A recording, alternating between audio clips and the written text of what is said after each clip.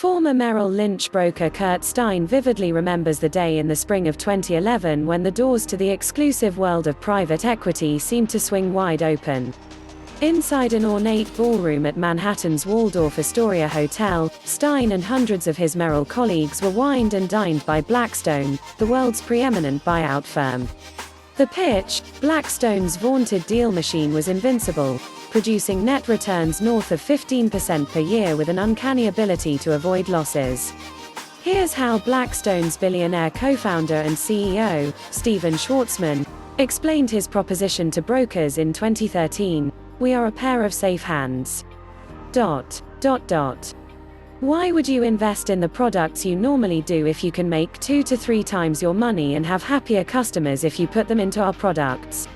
Now Stein, who has since resigned from Merrill and submitted documents to the SEC as a whistleblower, wishes those doors had remained firmly closed.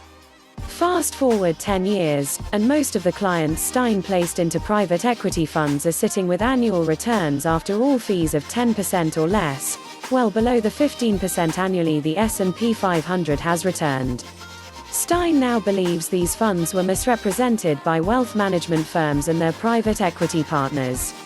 The SEC declined to comment.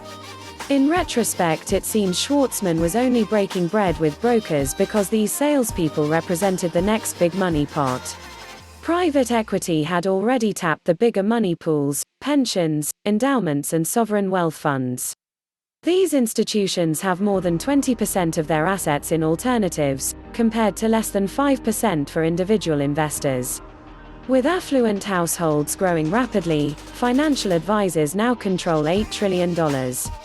Retail is the biggest driver of growth at $684 billion assets. Blackstone today, pulling in almost $4 billion in new assets a month. This channel could nearly triple by 2028.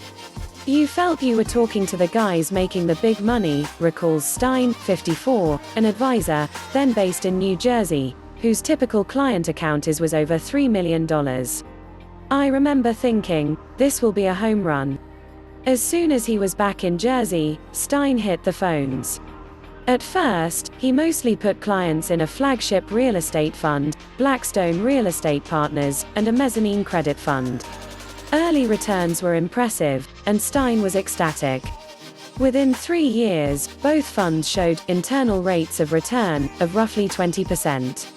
Stein was soon investing with not just Blackstone but other P-shops including KKR, Carlyle Group and Lone Star. He was not alone. One former Merrill heavy hitter says he put more than $1 billion of client assets in P funds. "It's a scam," he says. "I'm not buying any of these funds anymore. Returns have been lousy." Take Stein's experience with Blackstone's diversified offering, Total Alternatives Solution, known as BTAS 2014. It started out respectably, generating a return of 10.